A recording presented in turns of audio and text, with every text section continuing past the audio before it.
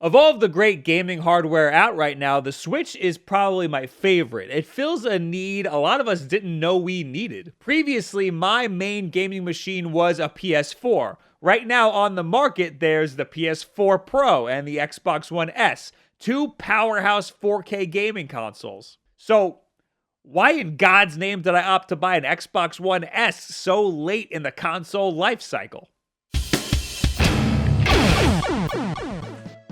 I would love a 4K gaming console. I've got the perfect monitor for it, and I'm not quite using it to its full potential aside from the occasional MKBHD video at full resolution. At $500 for an Xbox One X, I just can't justify it. The PS4 Pro is a little bit easier to swallow at $400, and I've seen them as low as $350. But I already have a PS4, and I'm not that desperate to have my games look that much better. Plus, the Xbox One X is just a more powerful console, so if I'm gonna upgrade, why not go big?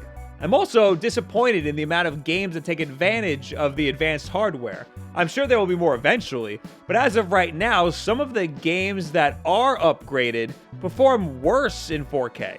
I'm hoping that the low sales for the Xbox One X, and even more so the PS4 Pro, will teach Sony and Microsoft a thing or two, and they'll drop this whole iterative console business and just go right to the next generation. I don't like this weird sort of middle ground that we're in right now. And don't buy into these articles saying that the Xbox One X sold really well, because it didn't. It sold well for an iterative console, which doesn't mean anything. Nobody wants these things. The people who want these things have PCs already. The Xbox One S is the mid-generation upgrade or slim version to the original Xbox One. It's smaller, sexier, and more convenient in that it doesn't have a giant-ass power brick that's so synonymous with Microsoft consoles. It's definitely the best looking console out right now. I'd also say that the Xbox One has the best controller out of all of the consoles.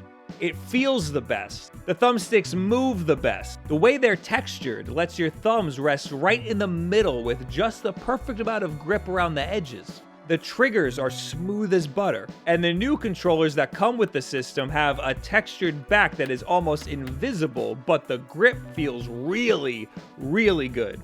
The buttons are instant clicks. There's barely any travel. It almost reminds me of the old Razer Onza controller that I had. The D-pad provides the same sort of instant clicks. It's super satisfying, and the next best thing to Nintendo's style of D-pad. Yeah, if you couldn't tell, I love this controller a lot. It's also the easiest controller to get to work with your PC. Not that I'll be doing any of that, except for maybe emulators. Not that I emulate anything.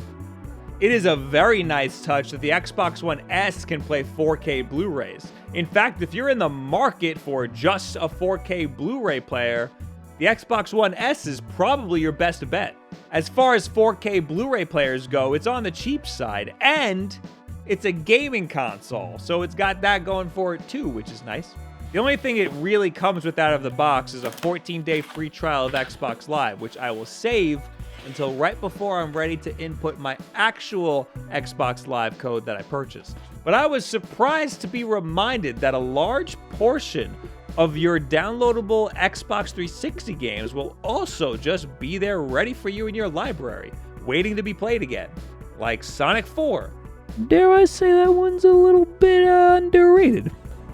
I got a little cheap monitor stand so that my Xbox One S will be able to hover right above my PS4 without crushing it, but unfortunately, it hasn't arrived in time for this video. I'll leave a link to it in the description below, as well as a picture of it doing its job if it works, and if it doesn't, there won't be a link. My Switch has been my main gaming console lately. It's hard to get me to want to play anything else. The last thing I played on my PS4 was Destiny 2.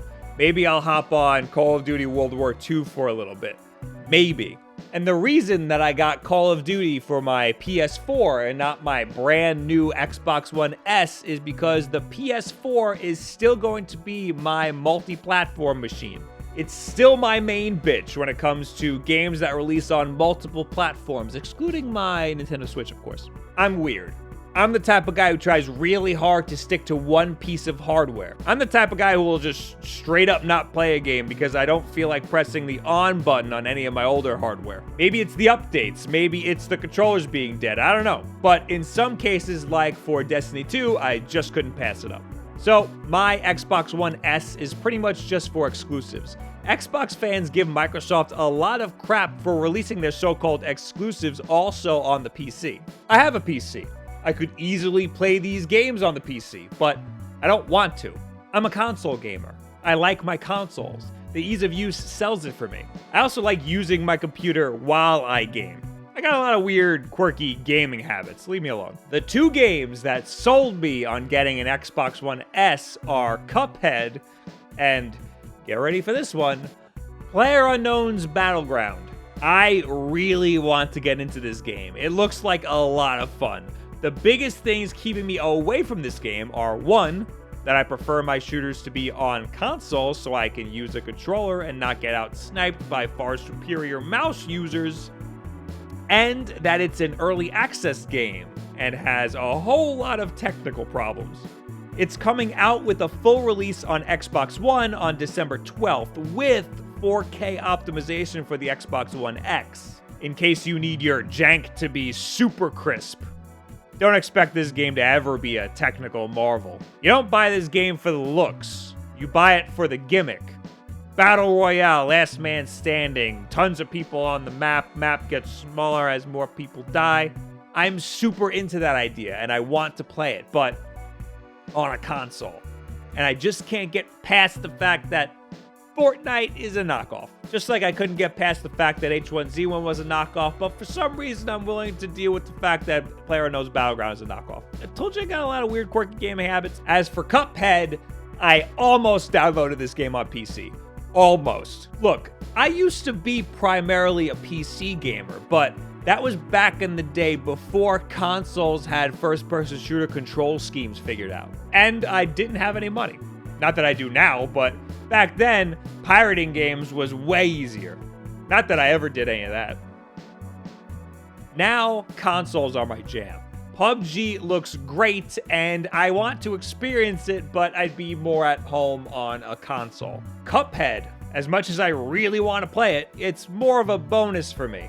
I probably won't be going back to play any of the other exclusives like Halo 5 or, I don't know, Rise. Remember Rise? Now, PUBG is only going to be $30 and Cuphead's only $20. Now, you might be saying to yourself or typing away in the comments, Bob, you bought a whole new console just for 2 cheapo games? Yes, I expect to get a lot of playtime out of PUBG, or at the very least, a lot of enjoyment. I only bought a 6-month Xbox Live card. Honestly, I didn't spend too much on the Xbox. I got the Black Friday deal at Target, which was $190, plus they give you a $25 gift card, and I got Will to use his Target credit card, so I got an extra 5% off, baby! So yeah, for that price, I'd say totally worth it. Should you get an Xbox One S? Well, I don't know you. I don't know your gaming habits. I'm just hoping that this video answers some questions for you, and you can draw your own conclusions on whether or not your thoughts or feelings align with mine. I know I have strange gaming habits, and I know that I'm weird for being so averse to PC gaming, especially with a game that is so clearly geared towards PC gaming. But I don't care. This is my life, and I enjoy it this way. I will say that in 2017, if you are looking for an ancillary gaming console to go along with your Nintendo Switch, the Xbox One S is a great choice. I won't tell you to go for any 4K iteration, unless you're a Rockefeller. And if you don't have any gaming console, probably get a Switch.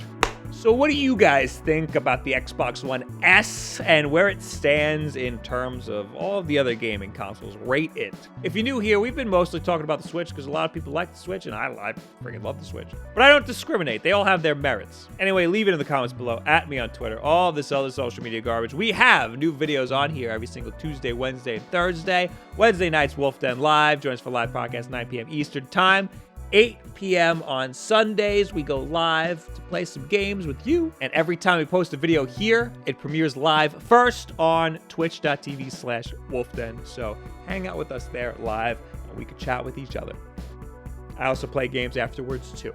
As always, the most important things that you can do are subscribe and share this video with a friend who's maybe on the fence about an Xbox, and maybe we can team them over a little bit. Gonna play some PUBG with you in like a week or two. Anyway, thank you guys very much, and have yourselves a very good week, or whatever the hell else I'm gonna see you in another one of these videos.